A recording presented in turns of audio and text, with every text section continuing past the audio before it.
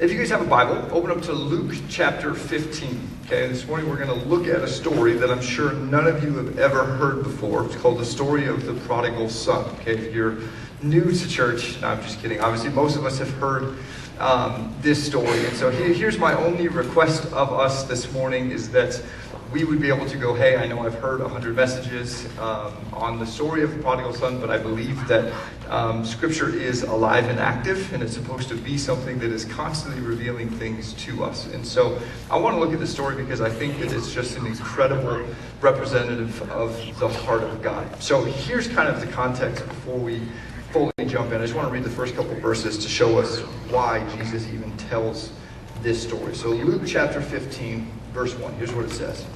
It says, tax collectors and other notorious sinners often came to listen to Jesus teach. Now, when I read that, I kind of laugh. I don't know what you need to do to be recorded forever in history as not just a sinner, but a notorious sinner. Right? I don't know what these people were doing, but apparently they were sinning very well, okay, because they were notorious sinners. So it just makes me laugh. Verse 2. This made the Pharisees and the teachers of religious law complain that he was associating with such sinful people, even eating with them. So Jesus tells them this story. Okay, so here's the context in Luke chapter 15.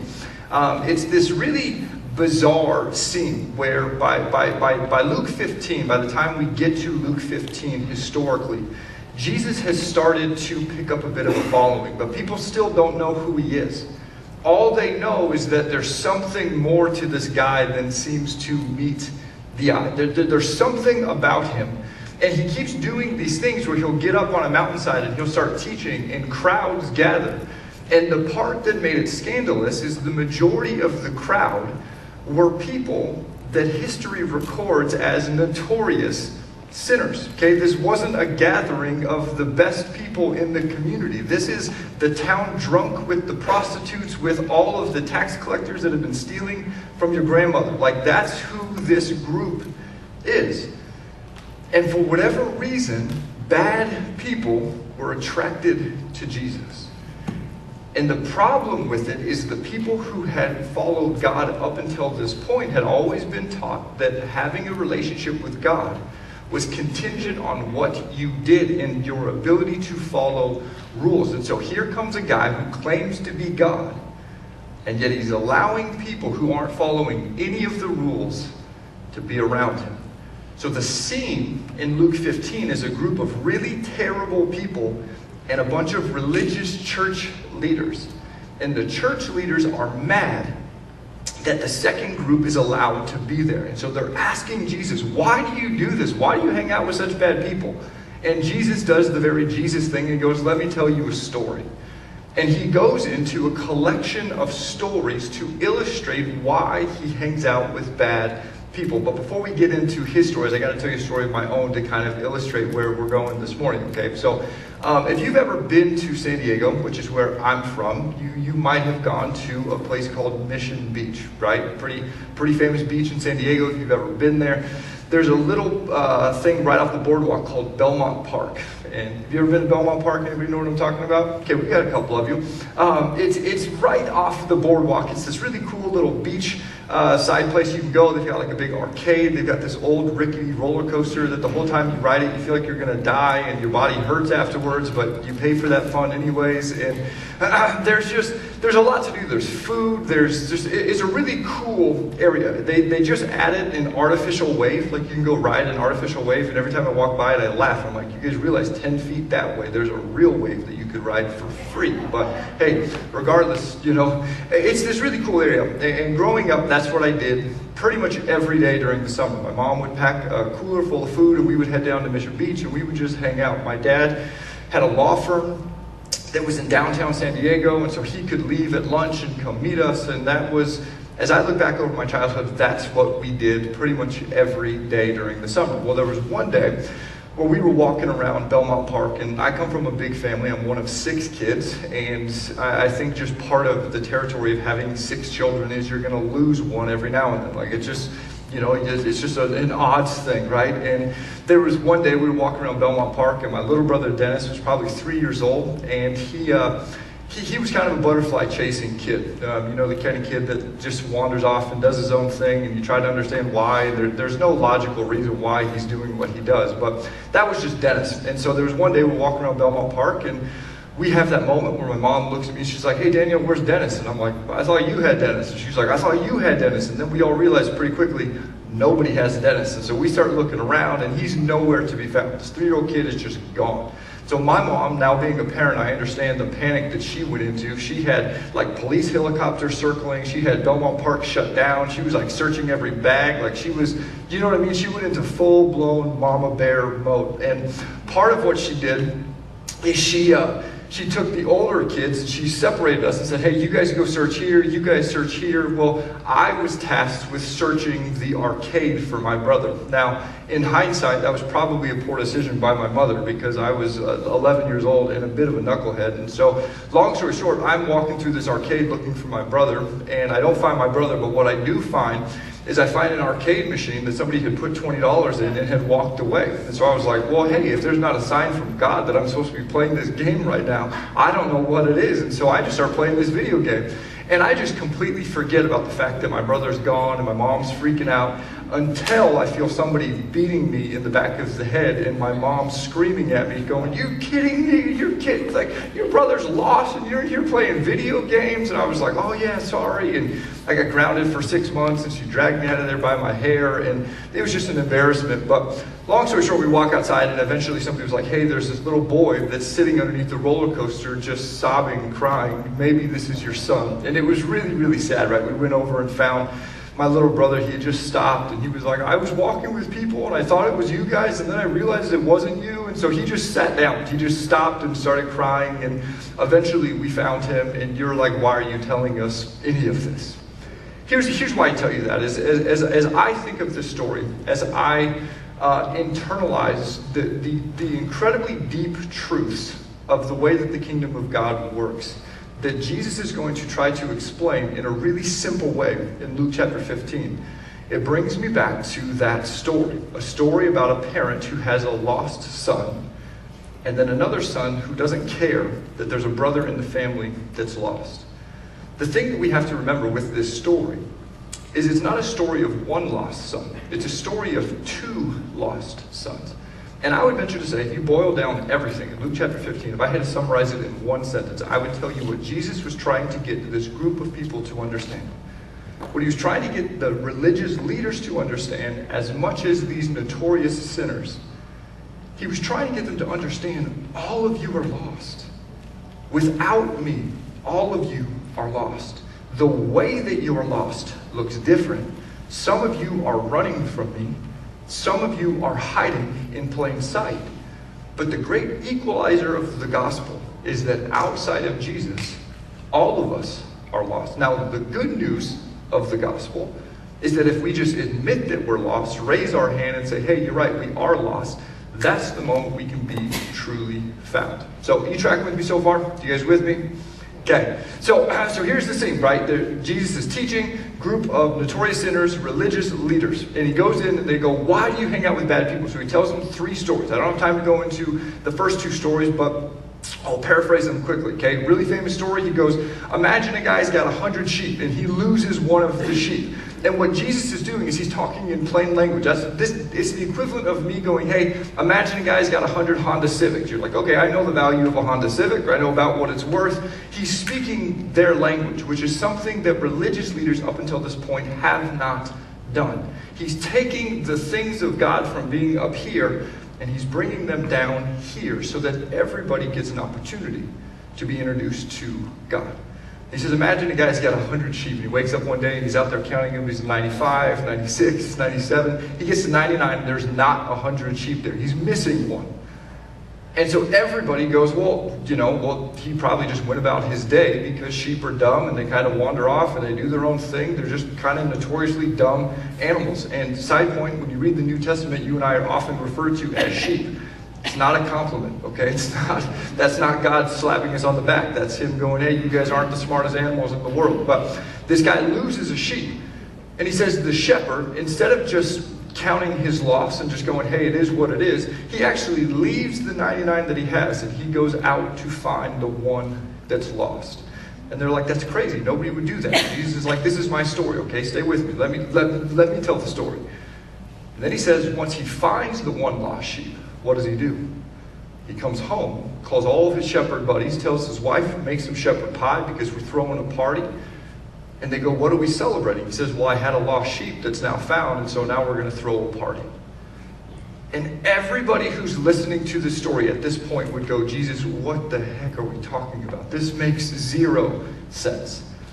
And he goes, a shepherd who celebrates when he finds his one lost sheep. That's what happens in heaven when a single person who doesn't know who God returns to understand who God is. When somebody repents, that's what happens in heaven. And what Jesus begins to do is he's setting up the tremendous value that is in lost things being found. Then he tells the second story. He says, hey, imagine a lady has 10 silver coins. Well, lo and behold, she loses one of those coins. She loses one of the 10 that she has, and she goes crazy looking for the one that she's lost. She's flipping couch cushions. She's got the whole apartment ripped upside down trying to find this one, and eventually she finds it. And then what does she do?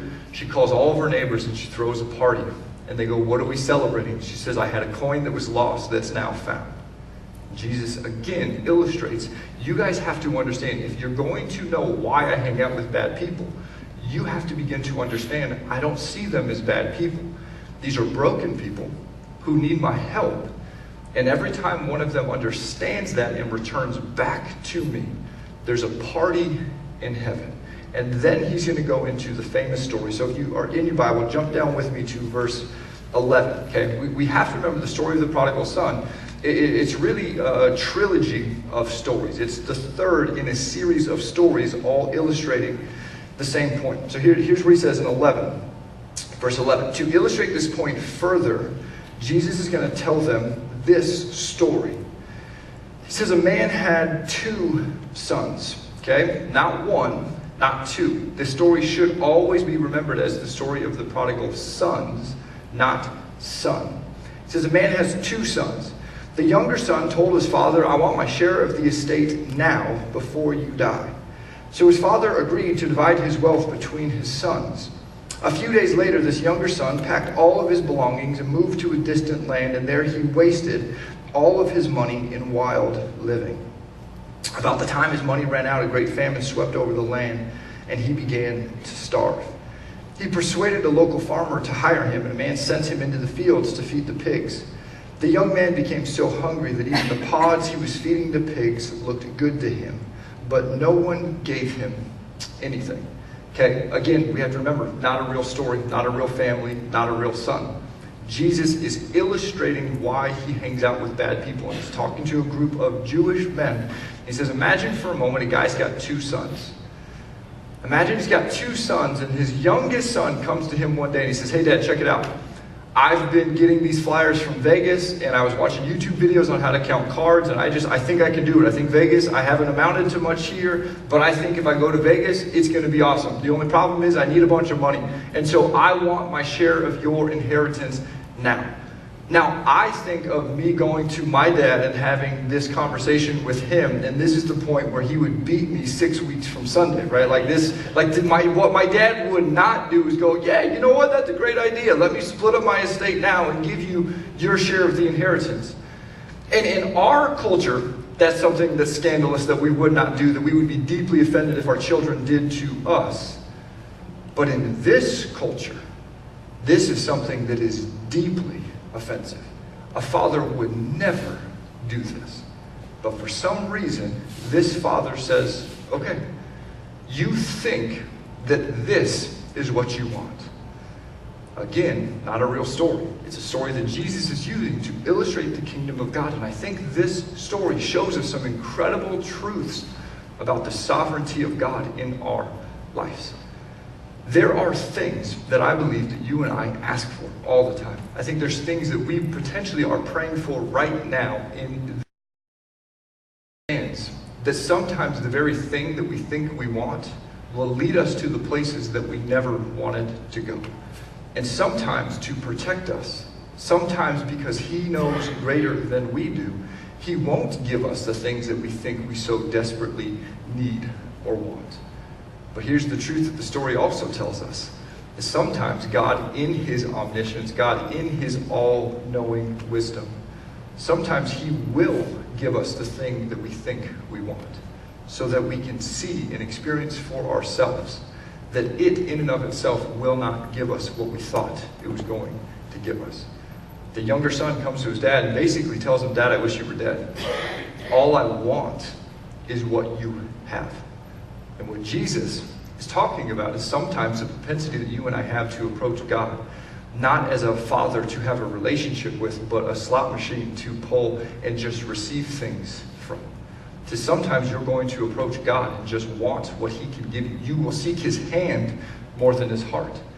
And here's the truth. Here's the incredible beauty of what God will do. Sometimes he will give you the thing that you thought you wanted, so that you can realize where it leads you. So the father just gives the son his share of the inheritance. His son's got all the money. He goes to Vegas. He's living this wild life. He's got friends. He's partying. It's awesome until it runs out. And here's the truth that we have to understand. If you've lived a little while, you know it to be true. The thing that we don't talk about a lot in church, and I think part of why so many people aren't walking in the doors of church today, is because we as the church refuse to admit that sin is fun. We don't talk about the fact that sin really actually is fun. And the truth is if you're not having fun when you sin, you're just not doing it correctly, right? But the problem isn't that sin is not fun. The problem is that sin's only fun for about 2 minutes. And the problem is what Satan does, what the enemy does. What John 10:10 tells us is that Jesus has come so that we can have life and life abundantly, but there's an enemy that wants to kill, steal, and destroy us. And the way that he destroys us is not through some big, terrible thing. He usually entices us with something that's packaged in really pretty paper with a bow on top, and the moment you take it, you realize that there's a snare inside. And he gives this kid the thing that he thinks that he wants, but then that thing he becomes a slave to. And I think one of the most dangerous places that we as humans find ourselves in is when the thing that we thought was going to give us joy ends up becoming the thing that rules our life. And the question is what do we do when we find ourselves there? How do you and I respond to people in our family, in our lives that find themselves there? And I don't think we have to know all the answers, but I think what Jesus is really doing is he's talking to half the audience that's in front of him, the notorious sinners. He's addressing them in the crowd, saying, what do you do when you find yourself here? How does God respond to you when you've just made a complete mess of your life? And here's how the story continues. He says, when he finally came to his senses, he said to himself, at home even the hired servants have food enough to spare, and here I am dying of hunger. I will go home to my father, and I will say, notice what he's about to say. This next statement, it puts our humanity on full display.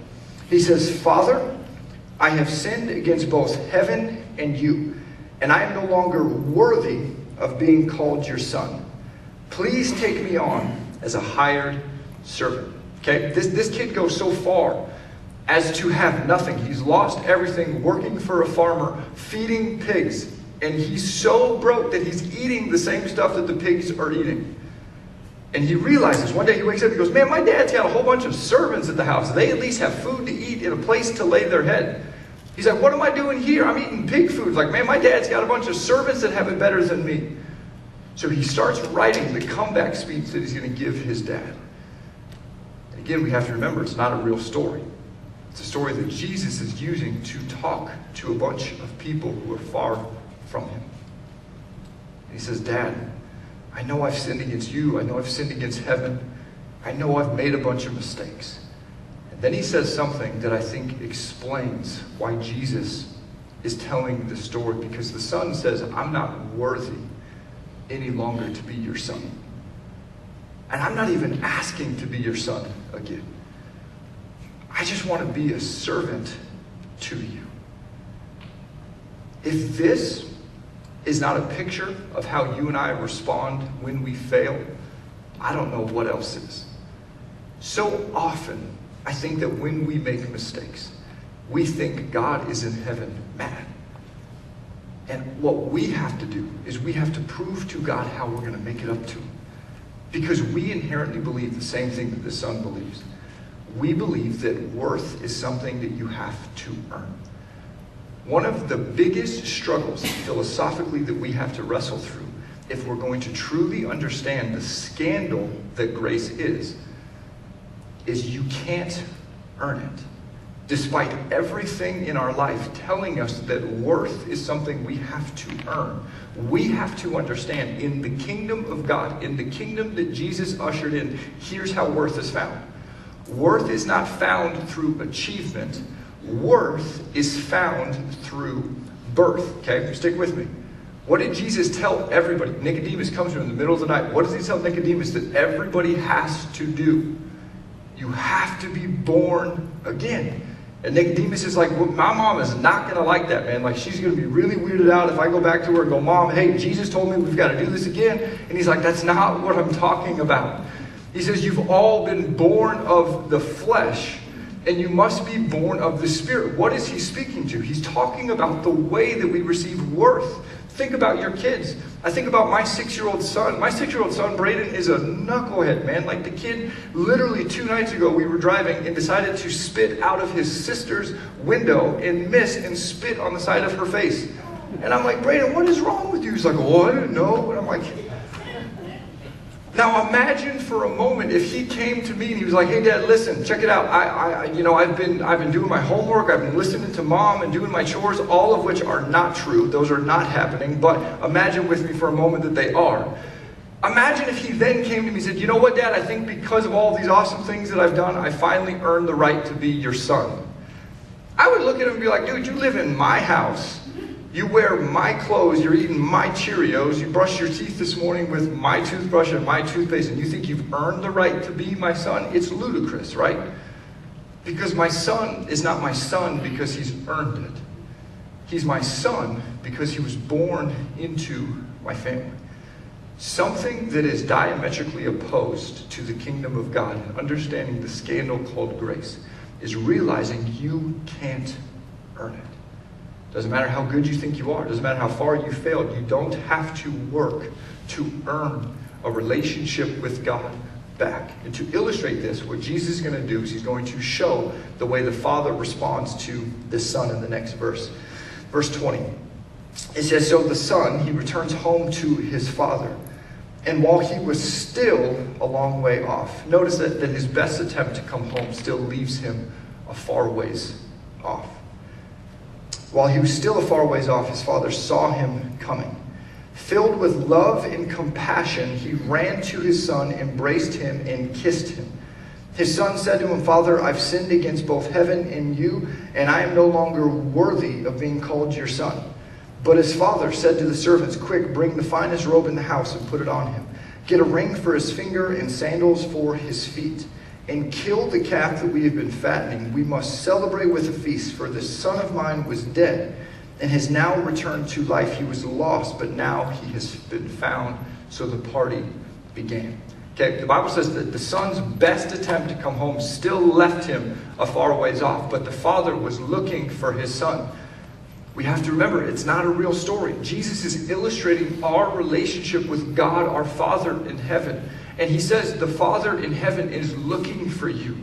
Every day he's waiting, wondering, is today the day that you come home? Is today the day that you try to make your way back home? Realizing that God's not mad at you, realizing that your dad's not upset. And one day the Father sees the Son who's still a far ways off, and he pulls up his robe and he just starts running to the Son. And the Son finds himself in this really awkward embrace called grace. And he's sitting there with his father just hugging him. And he's like, Dad, I got to get my speech out. I've written this whole speech about how I'm not worthy. And I don't want to be your son. I just want to be a servant. And what does the father do? The father doesn't even listen to it. The father just starts kissing him. He tells the servant, get a ring, get some sandals, get a robe. This is my son.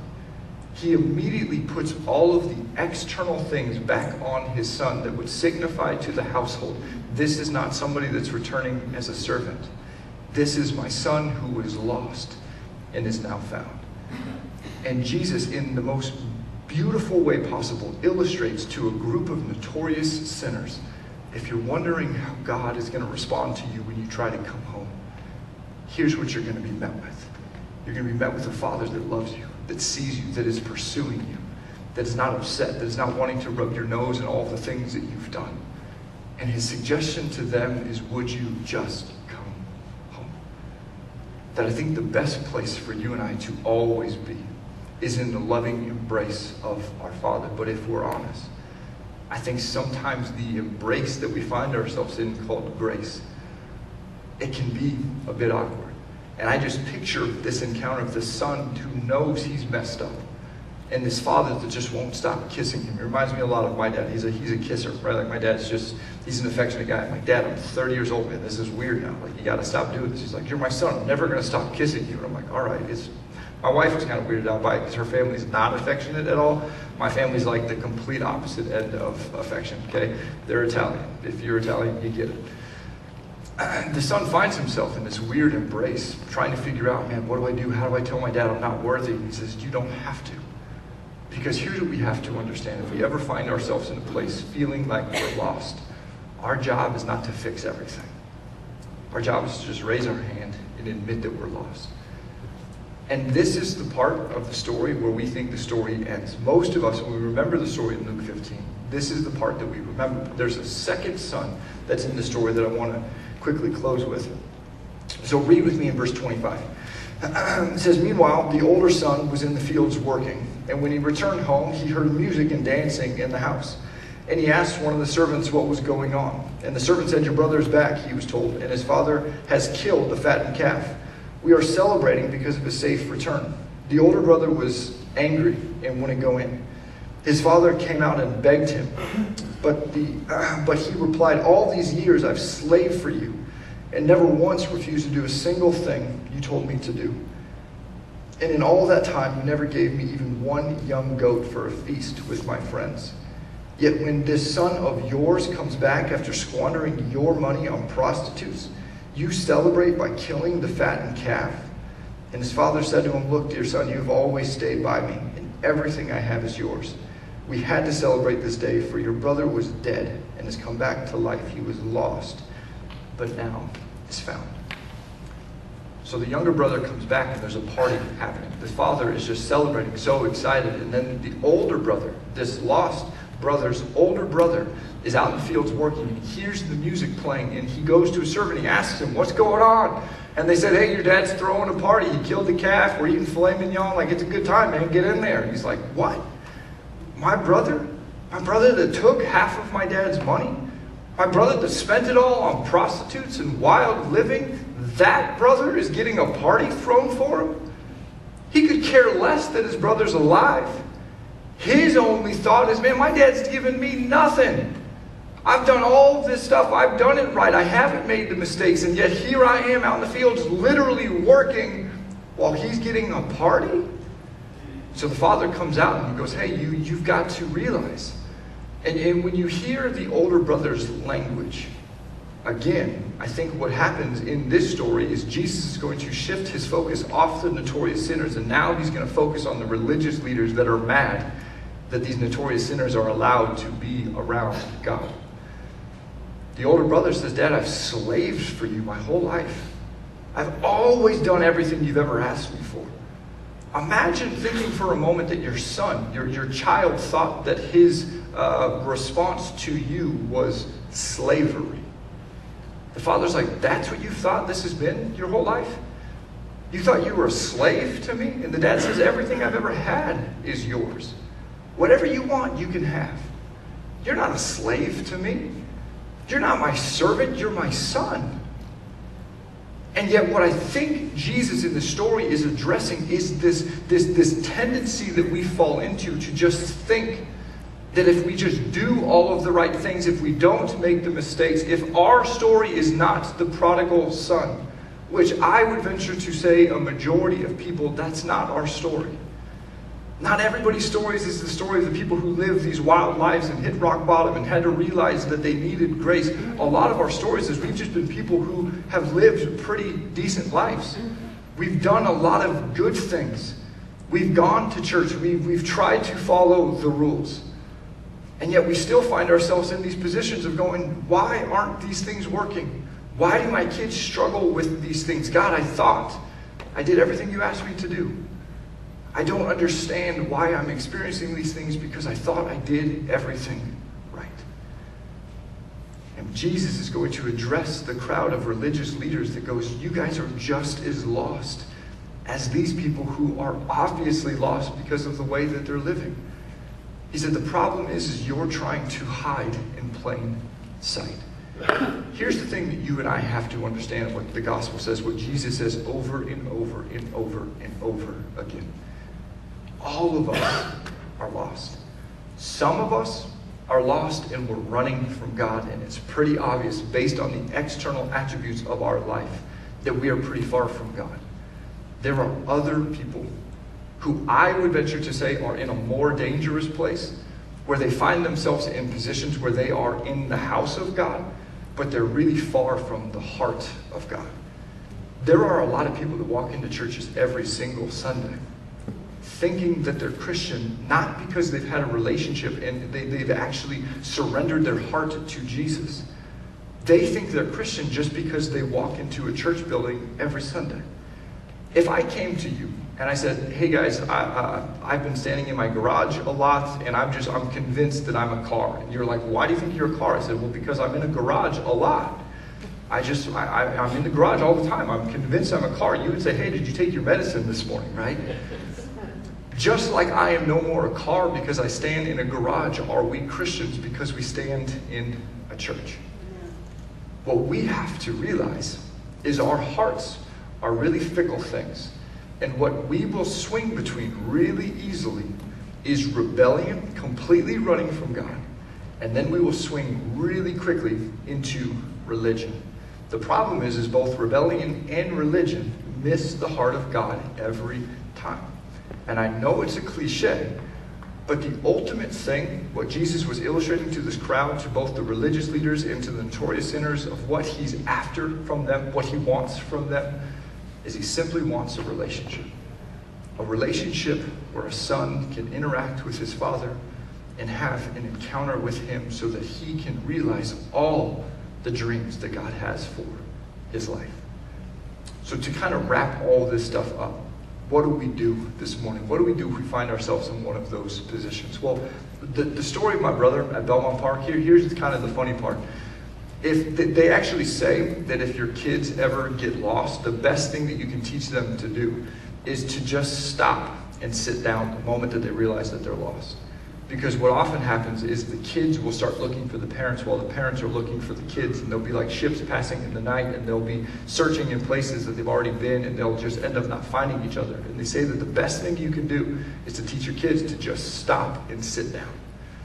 And my brother, unbeknownst like why or how he figured it out, that's what he did. The best thing he did is he just stopped and he sat down. And the moment he sat down, he was able to be found by his parents. I think what this story illustrates to you and I is no matter what our past, no matter what our upbringing, no matter where we find ourselves this morning, when we find ourselves in places where we feel like we're lost, our responsibility is to stop. We don't have to fix everything. We don't have to work to earn God's approval back. But we have to be willing to stop. Now, my brother stopped under a roller coaster. I'm not suggesting that that's where we stop. But you and I, we have the full understanding of what Jesus was illustrating and alluding to. We get the privilege and the honor of stopping at the cross. The cross forever is our reminder and our signal that we don't have to be perfect. Because Jesus stepped out of heaven. He lived the life that we couldn't live. He died the death that we deserve. 3 days after he died a brutal death, he conquered death. He rose from the grave and is seated at the right hand of the Father today, beckoning all of his children, come home. If you're lost, if you find yourself wandering, or if you're just hiding in plain sight, all we have to do is realize that we're lost. And that's the moment that I believe that we can be truly found. Would you pray with me? Father,